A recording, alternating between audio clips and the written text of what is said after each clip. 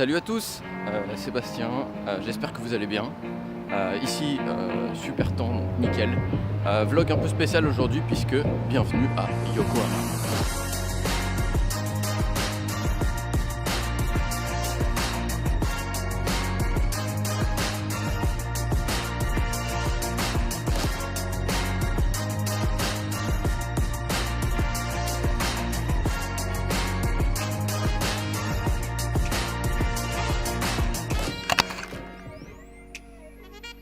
Alors oui, comme vous avez pu le voir du coup dans le titre de cette vidéo, aujourd'hui je ne suis pas à Tokyo, je suis à 30 km au sud de Tokyo exactement, donc dans la ville portuaire de Yokohama, et c'est plus de 3,7 millions il me semble habitants, donc ça en fait la deuxième ville du Japon. Donc comme je l'ai dit, c'est une ville portuaire et on a un super temps aujourd'hui, donc ça va être nickel, on a pas mal de petites choses à faire. On aura un observatoire peut-être à voir en fin de journée.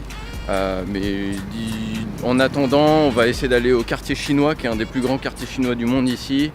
Il y a également un match de baseball. Le baseball est super important ici au Japon. Et ici, il y a les Yokohama Bay Stars qui affrontent aujourd'hui en plus une des deux équipes de Tokyo. Donc on va essayer d'aller voir ça de plus près, voir tâter un peu l'ambiance. Et on a pas mal d'autres petits trucs à faire.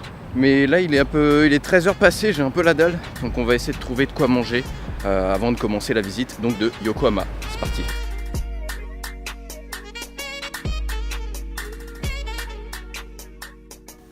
Premier arrêt au centre commercial World Porters et ses plus de 200 enseignes, dont la fameuse Hamleys, magasin de jouets bondé d'enfants. En dehors de ça, McDo, KFC, Starbucks sont bien là, mais vous pouvez aussi profiter de produits salés comme sucrés, comme par exemple les crêpes Mana ou encore la limonade de Yokohama. A noter la forte influence hawaïenne de ce centre commercial. Du coup, vous avez dû voir, je suis passé devant le musée de la nouille. Dit comme ça, c'est peut-être un peu marrant, mais c'est quand même un plat hyper typique ici au Japon. Il était bien blindé, du coup je me suis dit bon bah je vais pas y aller. Mais particularité de ce musée, c'est que vous pouvez faire vous-même votre Noodles Cup.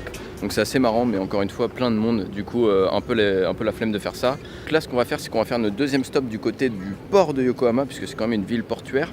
Et peut-être que je vais trouver quelque chose pour me délecter, donc c'est ce qu'on va faire tout de suite.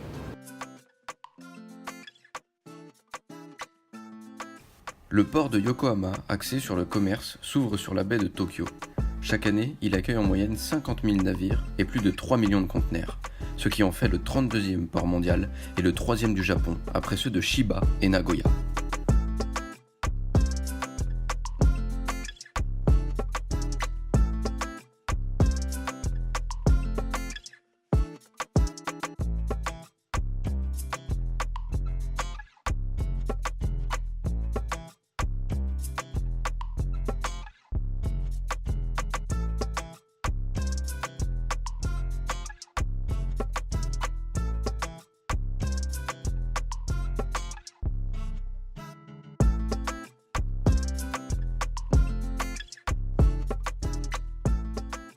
Donc, comme vous pouvez le voir depuis sans doute quelques minutes, c'est quand même une ville très enfantine, beaucoup d'attractions. Donc on avait dans un premier temps les attractions à sensations fortes, et là on a un peu plus les attractions pour les enfants.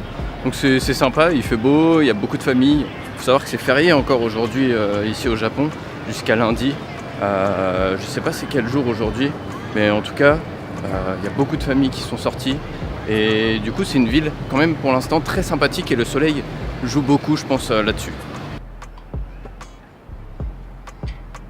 Petite info pour ceux qui ne le savent pas forcément, mais les petits poissons là que vous voyez comme ça, on en voit de plus en plus, c'est parce qu'en fait ce dimanche, le 5 mai, c'est la journée de l'enfant ici au Japon et c'est le symbole qu'on utilise pour cette journée si spéciale.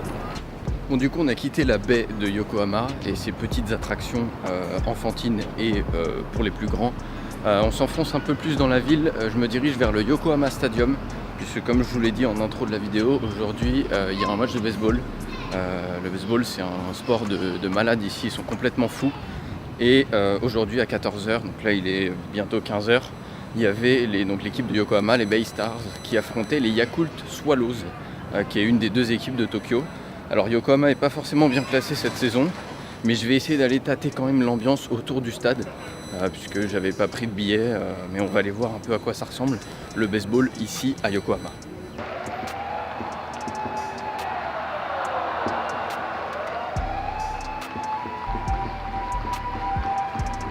Bon, du coup on est devant le Yokohama Stadium, c'est un grand stade, hein.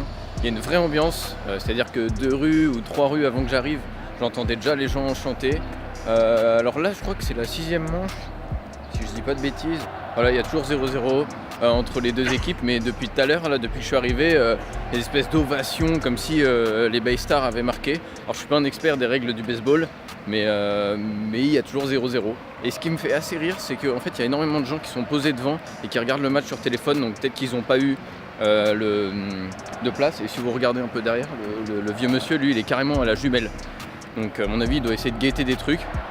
Donc on va continuer de se balader autour du Yokohama Stadium. On va peut-être faire le Yankee en allant acheter quelques trucs à la boutique officielle. Mais en tout cas 0-0 et l'ambiance feu.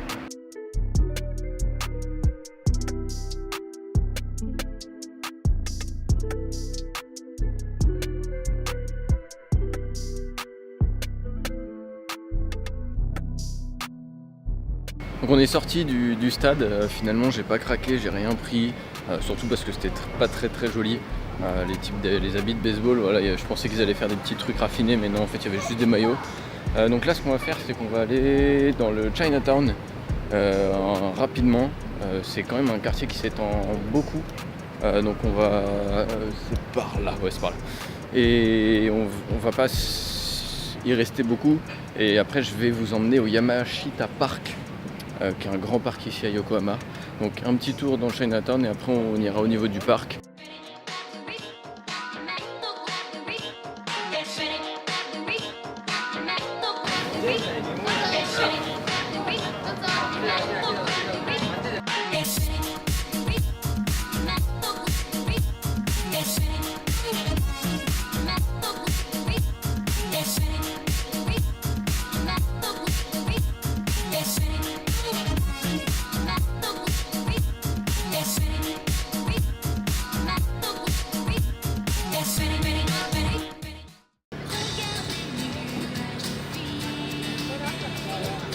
On a quitté Chinatown et comme convenu, du coup là on est au Yamashita Park, qui est un parc au bord du port de Yokohama. Super sympa, en ce moment il y a un festival spécial, c'est-à-dire qu'il y a des constructions de fleurs et tout, donc c'est super joli. Il y a un gamin qui m'envoie des bulles depuis tout à l'heure, ça c'est marrant.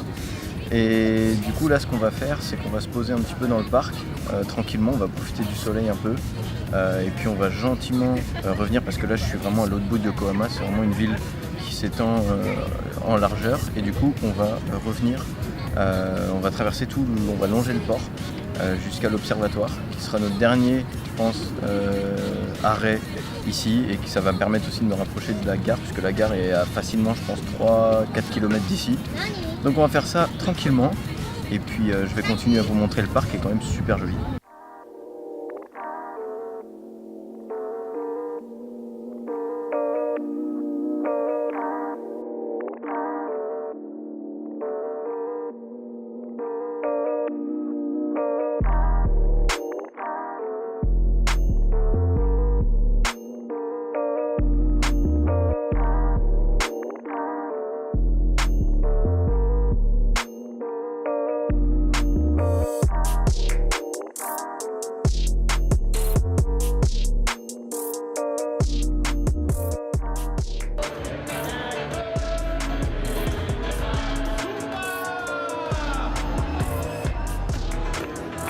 Alors autre truc, ça fait je pense bien 2-3 semaines que je vois les Japonais boire une boisson vraiment bizarre dans la rue.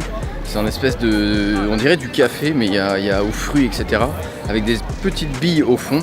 Je sais toujours pas ce que c'est, je pense que c'est du thé. Mais en tout cas, ce qui est sûr, c'est qu'il y a des queues monstres à chaque fois dans les boutiques pour acheter cette boisson. Et qu'ils ont l'air d'en raffoler, mais comme jamais quoi. Donc je vais enquêter là-dessus, savoir vraiment ce que c'est. Je pense que c'est du thé, mais vu que c'est sous forme de billes, au début je pensais que c'était des Kit Kat, mais pas du tout. Donc je vais enquêter et je vous donnerai la réponse dans les prochains vlogs.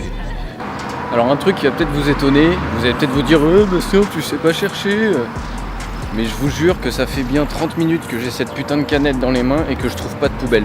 Et en fait ça m'arrive souvent au Japon. Alors c'est peut-être moi qui cherche mal, mais généralement en fait c'est vraiment par endroit que vous avez des poubelles.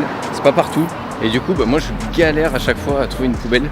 Il y en a pas comme en France partout, tu vois. à tous les coins de rue. Pourtant c'est hyper propre par terre, les gens ne jettent rien, mais c'est une grosse galère pour trouver des poubelles. Et ça me tape sur le système.